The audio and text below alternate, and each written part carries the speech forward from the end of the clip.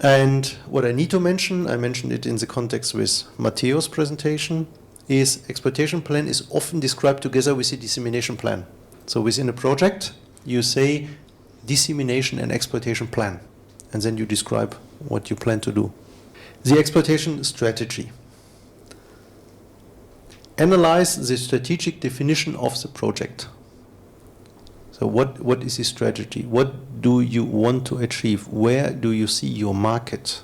As I said before, try to invite first users within the project. Try to attract them. Try to tell them, I know how hard it is with an SME that always has the water kind of here, yeah? How hard it is to engage them and to motivate them, yeah? It's for NCPs, it's a continuous challenge, yeah, to motivate the SMEs to join research projects. But everyone who did it, they say on one hand, oh, the bureaucracy was awful, yeah? The project management was tough, too tough. The Commission is working on it. But on the other hand, they say the relationships that we built there, the connections that we made, absolutely fantastic. There are sometimes companies that did not understand how important this relationship with universities are. You know, you do it regionally, but you can also do it internationally. Every regional policy maker, you see it everywhere. You can be in China or in Ukraine or in Germany, still in Germany. One of the key things in innovation policy is university SME collaboration in every policy. It never changed. It's important. And it's not only important because some policy guys say it, it's what we try to explain here is this relationship must work. You can have a win-win situation with outsourcing research to a university. And for the university, it can create additional income. They can find for their students new placements. You know, it's nice to have a university where 90% of the students find within the first half year a job. Why is that happening? Because of the industry collaboration. Yeah? We have a lot of projects that just work like that. We hire the people afterwards. They complete their thesis with the completion of the project. And then they're ready for the market. And why not? You know, I know these guys then. I know them. I worked 3 years with them. There's no business talk you have normally when you apply that is so intense. Yeah? This is something when people sometimes think about research so easily, yeah, you can say, stop. The story is longer, yeah, and it is longer. What we have to find is all over Europe, and especially when your culture changed. Yeah? I said the Ukraine example. Yeah? Research was seen differently there. And you have now to make this big move, this big step, where you have to understand how open research could be. Yeah? And US is by far not the best example, because there are also bad things happening, but they are the example where the world is moving to. Yeah? Also in China, we see that very precisely. They follow exactly the American example. Yeah, how it works, how research is funded, less funded. The budget from Ministry of Science and Technology, the MOST in China, yeah, is still huge. Our Horizon 2020 is a baby compared to that. Yeah? But a lot of research in China is already done with industry. Yeah? Industry research, and you see also that universities if you see technology transfer offices in China, if you see business incubators in China, oh my God, I can tell you, this is a competition. This is really a competition, and the state invested a lot into that. They invested a lot in a better understanding on how research can find the market. So with all this money they got out of cheap production in China, they invested a lot of money into the building of business incubators, technology parks. South Korea, they asked as the first thing when they were asked by the American, what do you need as a compensation after the war? What is the first thing what you need? And they said, in a university. Yeah, a university. Not a nice ministry building, a university. And if you see what is happening in Daejeon in South Korea at the moment regarding state-of-the-art research worldwide, state-of-the-art exploitation, and the best business incubators I ever saw in my life. Yeah? And UK, very good, but also in South Korea, in Daejeon. Daejeon is a bit southeast to Seoul, and it will be the new capital, ministry capital in South Korea. Because, first of all, it's a bit further away from the north border, yeah, which is good with North Korea, which is a tricky situation. But on the other hand, they created really on the green grass. It was just farmland. Yeah, they created a city, a green city. If you search for green cities, Daejeon will always be on the top. They created a green city. It's nice to be there. Yeah, nice landscape. Everything is very open. It's very environmentally friendly. It has a very good infrastructure. It has state-of-the-art universities there, state-of-the-art business incubators, and they have the best association that is good for this. It's the World Technopolis Association. It's also based in Daejeon. And they show that research exploitation and collaboration between these players can work very successfully. So it's just an information for you, but if you want to go further into the topic, Google these topics like World Technopolis Association. Very nice examples, best practices, how you can design your research center, how you can reorganize your university or your technology transfer office, how you make the link between the technology transfer office and the business incubator. How can you inject investment? These kind of questions. You don't have to reinvent it. It's there. The internet is just unbelievable for this. And let's go ahead. What's the time plan? We have 2:45. Okay. I have to speed up a bit. But I think the examples help you to better understand it instead of boring transparencies. Yeah, exploitation is done via technology transfer. Yeah, and if you want to get an understanding what is technology transfer and what is open innovation, yeah, open innovation is a big picture, and technology transfer is something how you do it, the way you do it. And then you have so many different opportunities to do it in there, within this ecosystem. Yeah. But I will come to it. I will. What we can do is, I see that you are a bit more interested not in the formalities of the European projects, how to do it, because there's a lot of literature how to do it. We can move a bit faster with some examples and the open innovation topic. Okay. So the exploitation plan is dealing with all these topics, expected exploitable results and potential end users. You have to really say what is the product at the end. What is it? Is it a publication? And what happens with this publication? 10 publications? What is happening with these 10 publications? Is it a possibility to make out of a publication a methodology? If it is a methodology, can you make out of the methodology a business plan? Because, you know, if you have a publication, it's nice. Yeah, some names, something, paper. But sometimes you have to think about it. What can we do with that? I have another nice story. When I was a researcher, I discovered a new molecule. This was our key science. We had to discover all the non-existing molecules. We tried to do that. And I found one. I produced one, very low, stable only below -60 degrees, without any oxygen, without any metal close to it. Otherwise, it was exploding, I can tell you. Real explosions.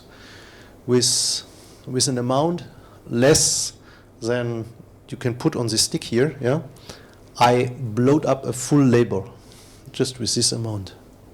Yeah? And this molecule was another molecule. Thousands of them are existing. But the way it is produced, and that this molecule exists, and that it can exist, destroyed multi-million euro business of the company DuPont.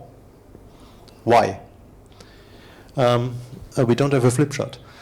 I produced something which is carbon with 3 fluor, oxygen, and then bromide. Okay? CF3OBr. Nothing spectacular. But it's a very, very unstable thing, I can tell you. It just decomposes. Nothing serious with this. But fire extinguishers, you know, all the fire extinguishers that we had on the world market, they were pumped with CF3Br in order to create the pressure in the fire extinguisher. One of these free chains, you know. It's in chemistry, it's called a dead dog. Nothing is happening with this molecule. CF3Br, so you don't have the oxygen in the middle. You have CF3, 3 times F, and the brome. Called a dead dog. But it was used thousands of tons with the fire extinguishers, yeah, especially in US. When this stuff goes up, it's very light, it goes up immediately in the atmosphere, it goes in the upper atmosphere, and within the upper atmosphere, there you have sunlight, and you have ozone. And this reacts and gives this molecule. If this molecule, because it's so unstable, decomposes, it creates BRF, BRF3, BRF5, and so on, and HF. HF is dangerous, everyone knows, yeah.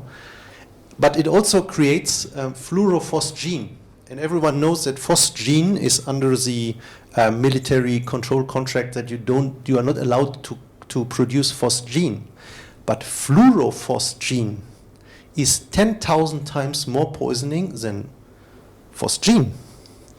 So these thousands of tons going to the upper atmosphere, a big amount of this stuff is reacting within the atmosphere and coming down as acid rain and as fluorophosgene. This also decomposes, but it creates a huge amount of HF. Wow, that was tough. And I made my research. As a researcher, I did not really know, I did know what I did. Yeah, it was my key publication. I think still when you Google it, you find it. Yeah.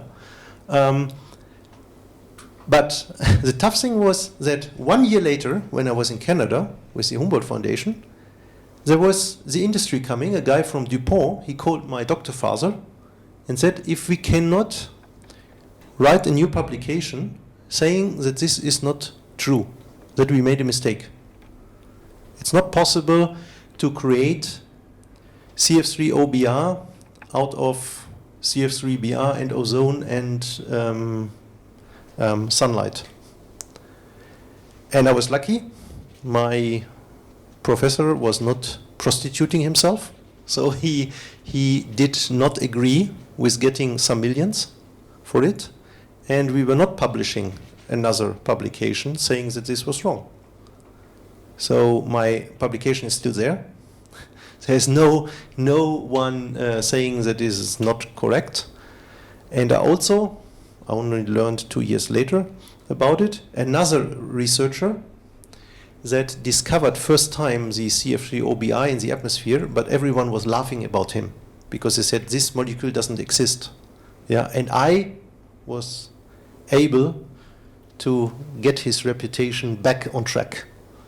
So for DuPont, my research was not creating millions, but first of all destroying multi-million business.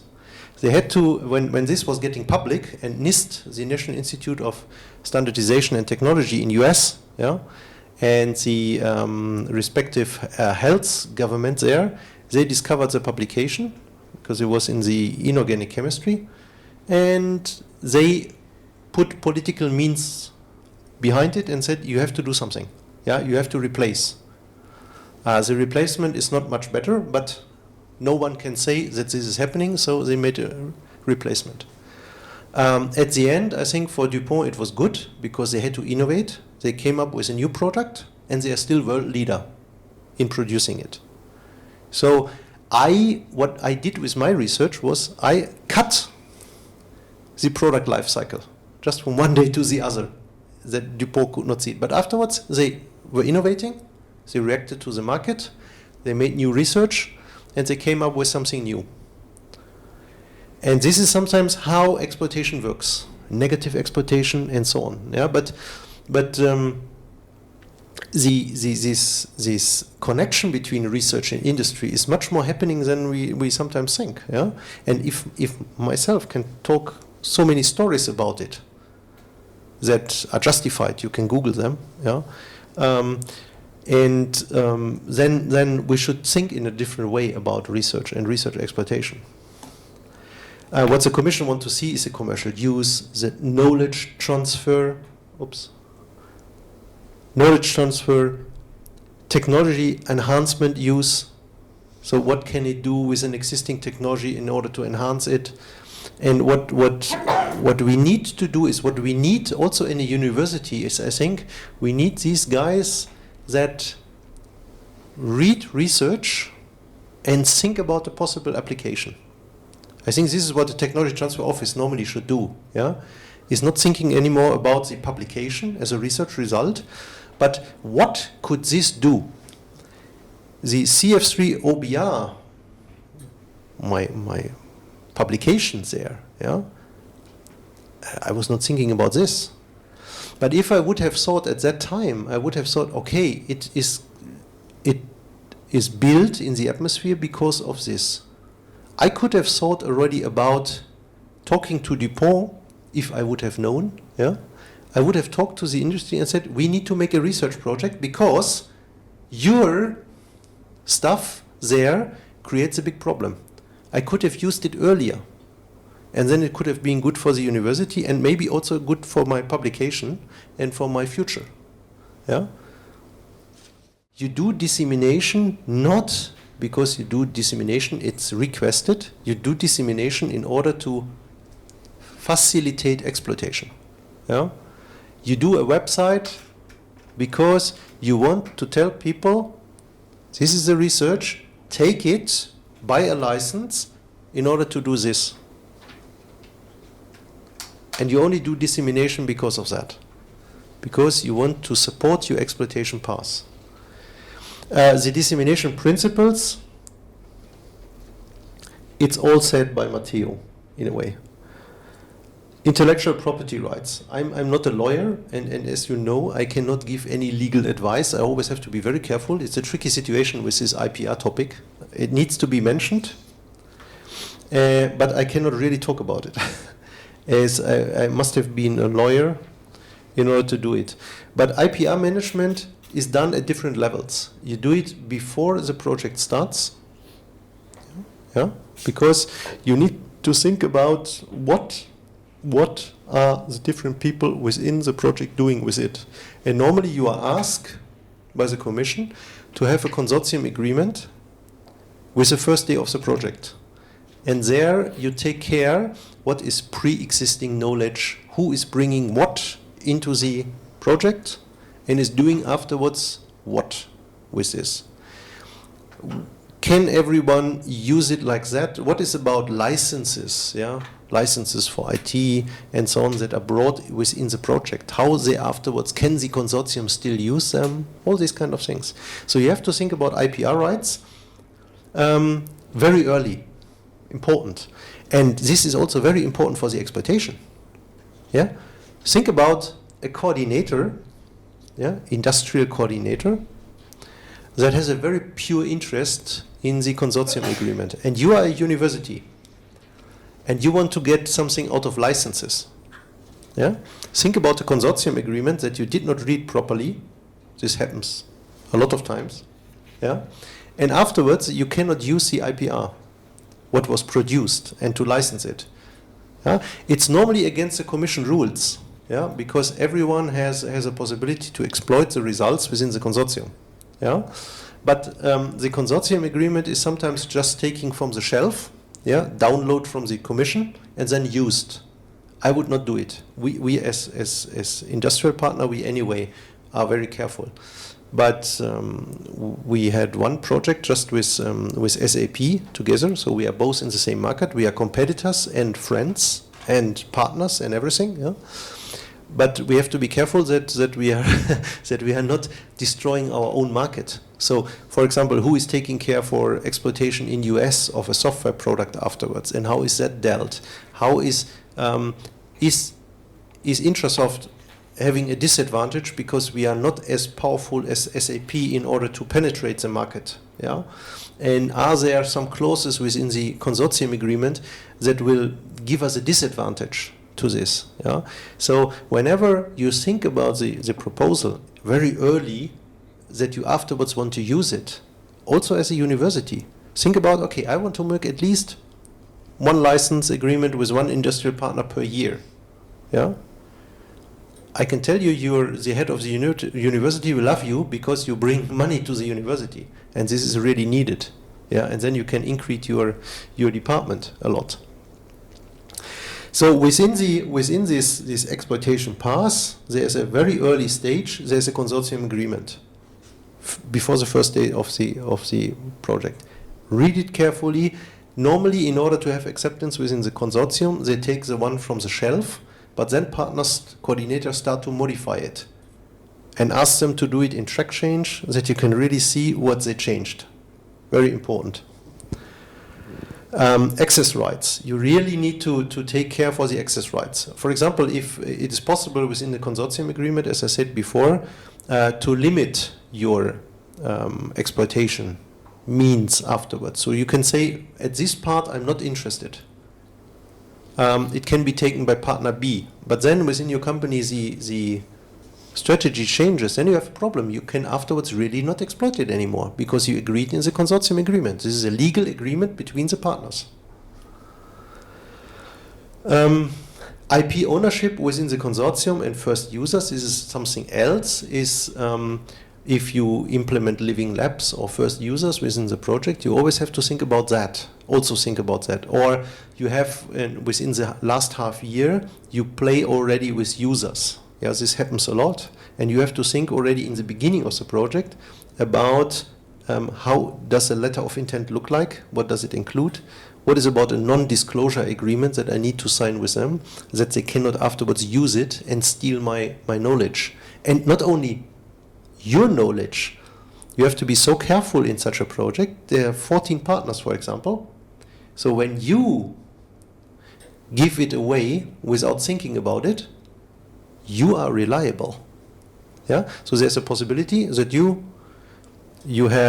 part of this project, and a big company, Merck or BASF, is coming and saying, "Wow, yes, we are interested." Yeah. And you use the EEN. You write a nice technology profile. Big company is reading it and saying, wow, perfect, this is what we are looking for. And you make a contract, and you totally forgot that you have been in a consortium. And afterwards, the big, we always talk from the big companies as ugly companies. Yeah, they are stealing everything.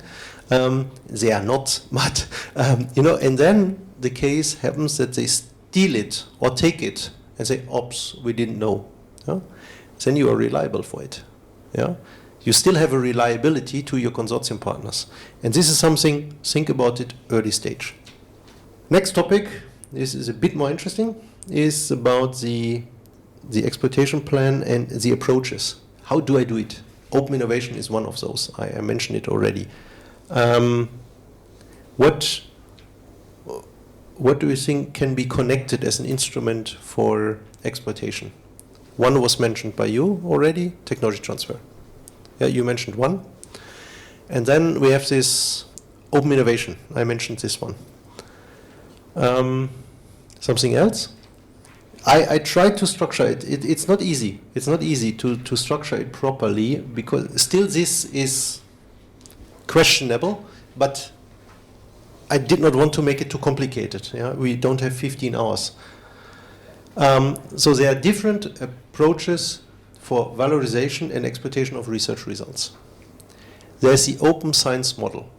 This is something everyone knows. This is a principle of universities. It is to survive within a research community, you do it via publishing. Publish or perish. It's the old phrase. Yeah? If you don't publish, you have no value in a university. Yeah? Research excellence is counted these days in impact points.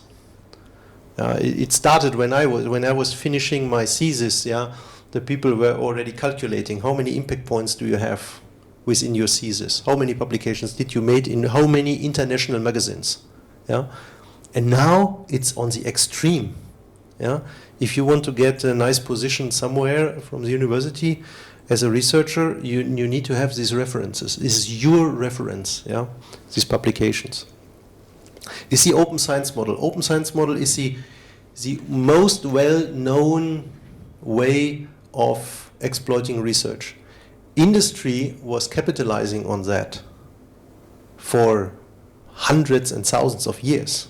Yeah? They were taking the knowledge from the university and they were exploiting it because they were basing their products and product developments and achievements on the actual research. Yeah? See, if you see the first plane, the first airplane, first locomotive, whatever, yeah, there was some basic research before, and then people were thinking about, okay, nice on paper, but what is about the product? Yeah? And this is how it works. This is open science model. It's still valid and it's important and it's part of your exploitation because you say we will publish these results out of these different areas. It's important for the research community and important for your research reputation. Do it, continue doing it. But there are technology transfer models, what you ask. And these technology transfer models, if you do it easily, you can make a cut in the closed innovation. This was the past. And then the open innovation. This is the future. If we try to do it in one sentence to explain it, the closed innovation is the internal management and use of intellectual property. If you think about the ecosystem is a company, a big company, Bell Industries. Yeah, was a perfect example for that. Bell Industry was doing research themselves, a huge amount. If you have seen the research lab of Bell, old days, that was a monster. If you would have seen in Belgium, in Netherlands, the research 20 years ago, research facilities, it was something like Fort Knox.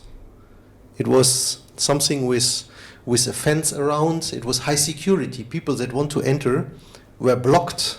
Yeah, you had to show your passport. Oh, it was research for the company. Yeah, no one was talking about it. It totally changed. Go to Bell Industries now. Go to Philips. Yeah. It looks like a business incubator park. No walls, no borders, close collaboration with other companies. There are business incubators on the science park. Yeah, totally changed. And this is only because of open innovation. I will come to it and explain it. The open innovation is saying that research has a life within your ecosystem, but also a life outside your ecosystem. And this is important. And you just have to penetrate these walls, these not visible walls. And this could be the university. Research was done in former years, often, yeah, within a lab, and then the publication came. This was the coming out, yeah, poof. And then they started from closed innovation to open innovation. A publication is opening the environment. The industry was doing it like that way. They did research, but only a small percentage of the research has reached the market. And then you have, with the globalization, you have more and more a price problem. Because if we have a product that is developed in a high labor cost country, yeah, then you have a very high, a very good product, but if the barrier to copy it is small, yeah, then you are replaced by the low-cost market. And then the product life cycle has to be reduced. Yeah, it's a vicious cycle. And so what happened was that the industry understood, oh, we have to change something. It's the same like the example I was giving with the military. When the Cold War stopped, yeah, there was no budget anymore. If there's no budget, they cut the research. But what does it mean if you cut research? You have another problem. You are not anymore competitive on the market. How can you overcome this problem? You can use other research. And whenever you take, this is the decision that the company is doing, you have to make the decision when you want to take research. Yeah? If you have a problem, whatever, yeah, surface of plane wing, yeah, is not anymore as it should be because you have to reduce fuel consumption. Yeah, you need a specific nano surface on it. Yeah, like from the shark, something like that. And then you say, okay, I need to do something. The problem that the industry has is fuel cost reduction. End of discussion. This is what they say. Before, they would have done everything. They would have worked with the turbines, tried to make them more efficient. And there would have been other people that would have said, okay, let's do research on the surface to do something. Nowadays, what industry is doing is talking about the problem openly. And look what is available. So these companies are screening the world technology market like a radar. And they're going and checking what is there. They're checking all the publications. They're checking all the technology transfer offers. And if they still don't find it, they go to the professionals. They go to professionals like 9 Sigma in US, and they ask them, we have a deep problem here. They describe it properly, and then they let 9 Sigma find the solution worldwide. But what is happening is they count on the fact that maybe someone developed something in research that is very close to what we want to have. This means 2-3 years less. And this is open innovation. Open innovation means you do something, you can develop it yourself, but only if you're really 100% sure that it was not developed before. Otherwise, why not having the other one getting some money for what they did, work with you, and you reduce the price? Another opportunity, but it's also part of this open innovation model, is this creation of new activities, spin-offs. Yeah? In the past, often based on the results produced by universities and other research centers. So what research centers were asked to do is every university now has to have a technology transfer office, and they have to have a business incubator, yeah, or at least something in the country. But companies doing the same. Yeah, you find now in big companies, you find also business incubators, and you find own funds and these kind of things. And nowadays, as I said here, is a result of an open innovation approach, inside out. This is a name for it. Yeah, inside out technology transfer, and spin off from a company. I will now move in order to show you the picture here. Here we are. This is an important picture in order to better explain this open innovation. Did you see this before? Now you can look smart within your university or technology transfer office, because this is how it works these days. Really. When you understand that, I'm sure that your approach will change to think about it. It's just bubbles and lines, but I will explain. I will just move to this. So this graph, it's not coming from me, it's not me. It's taken from University of Cambridge, Institute for Manufacturing, 2009. They tried to explain it like that. And I've added something here, which is in blue. Let me explain. This should show how research is moving. When you do something, you do your research, you are here, in this area. And what is this? This is a research project. Research. if you take it from a project management approach, this bubble is research. And then the university is doing a big amount of research, different bubbles. And the same is true for a company. A big company that has an own research department is doing exactly the same. And so these are the bubbles. And what you try to do is, what is always the same game since thousands of years, is to try to move something from here to there. This is a game. And as you see someone who works with fluids, yeah, there's a lot of pressure in this system. Yeah, you see it. A big amount is going in, but not everything is reaching here. What do we have here? These are borders. And what I explained before with Bell or with Philips, yeah, this is a research department of the industry, and they have their own research, but they don't talk. There's no penetration. Nothing is going out of the environment of this company. And this is the outside world, okay? This is the outside world. These are other competitors, these other research institutes, this is everything. The whole ecosystem outside. What did change with open innovation? With open innovation, the mentality changed.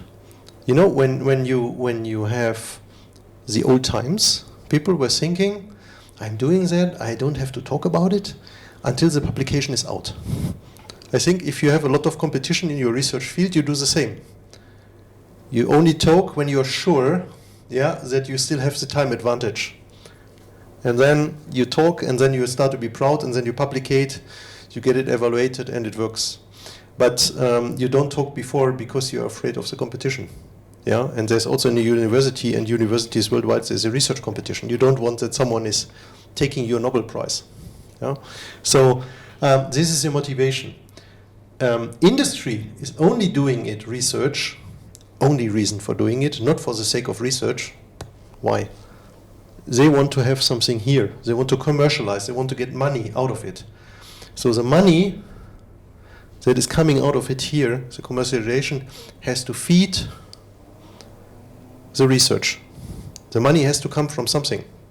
So that's the reason why the European Commission is asking for this 3% target. Yeah? They want to see 3% of the budget reinvested in research in order to be innovative and to survive in the market. And our company is spending much more than that on research. Otherwise, I think we would not survive. It's good companies, they do it. 5%, 6%, if possible, would be good. So, open innovation. And this was really very well described in the book from Mr. Chesbrough. Chesbrough, Open Innovation. Chesbrough is C-H-E-S-B-R-O-U-G-H. Chesbrough. And he wrote now, I think, 3 books on open innovation. The open innovation paradigm, to explain it, and you will find a lot of literature on this, clusters and so on. And another hint I can give you, another web page, innovation management, one word, innovationmanagement.se. Who knows this page? Sweden. No, innovationmanagement.se. Register there. Unbelievable good stuff on innovation, innovation environment, publications, most successful approaches of open innovation and how to manage innovation. These are the arguments that you can use for collaboration with companies. This is feeding you. This is how the demand side is talking about innovation and the need of innovation. Yeah, very, very nice. All for free. No money, nothing to pay. All for free. I know the guy very well. It's Lars Andersen. He's a nice guy, and he developed this system. It's really an ecosystem of information about innovation management. Innovationmanagement.se. I can do marketing for it because it helps you. And open innovation is a paradigm, is a methodology, is a way how technology transfer office must work. Otherwise, you have, I would say, a limited chance to be successful. What is it doing? It is telling the industry that if they want to survive, they need to have things going from there to there. But the product life cycles If you just take a mobile, yeah, if you see the product life cycle of a mobile, yeah, it is sometimes less than a year. How can you innovate so fast if you would do everything yourself? Not possible. Yeah? So you need to have a way to do it and to organize it properly. And you do it via working with huge networks. You build a community of the different people that help you to develop the end product. Yeah? If you buy a BMW, all the components that are coming out of it are several thousands of components that are done by different suppliers. And what BMW is doing is they are putting everything together. But the knowledge, the developments, yeah, if you see just the headlights, the front lights, yeah, it is done by an SME. Yeah, the first time when BMW changed this nice ring that you saw in the, I think, in 90s, yeah, it was this first time that they had these 2 lamps. This is older, but they had this nice ring. This was very expensive. You know how it worked? It worked with glass fiber. They used glass fiber that was going on the glass fiber to build this ring. But can you think about how expensive it is to take all the glass fiber, to cut it, to put it around the bulb that is in the middle? Yeah? And then have this H1 lamp in it? Very complicated, very expensive. You know how it is done these days? When you see a new 5 Series BMW or 3 Series? Yeah, very easy. But the LED, this is not the tricky thing. The LED is one thing. This is mainly energy saving. Energy is just less than 1% than it was before.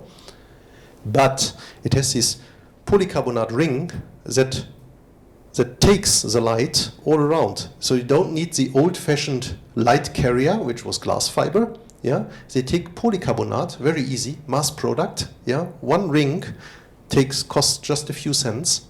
Yeah, and there's this one LED lamp, high power LED lamp that feeds it.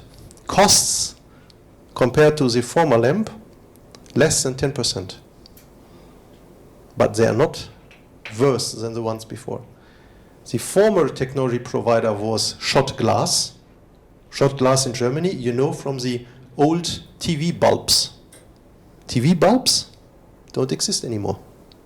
Who said always, we have to do something with our glass waste.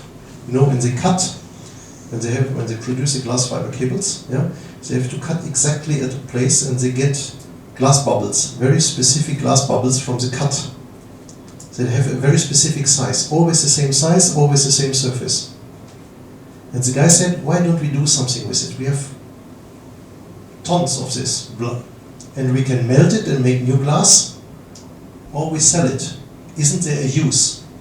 And you know now, when you buy very expensive cosmetics, you have the glass bubbles of shot, and it gives a fantastic, tone, because it gives a kind of a transparent shine on the skin, and it's absolutely antiseptic. You know that with titanium dioxide that they used before, you have a problem. Titanium dioxide has a very big surface, and the big surface can carry bacteria. When you heat it up in order to destroy the bacteria and so on, to make it antiseptic, you destroy the surface. Problem. The glass bubbles, which is waste, is now sold a kilo for, I think it's $1 million of the price than it costs.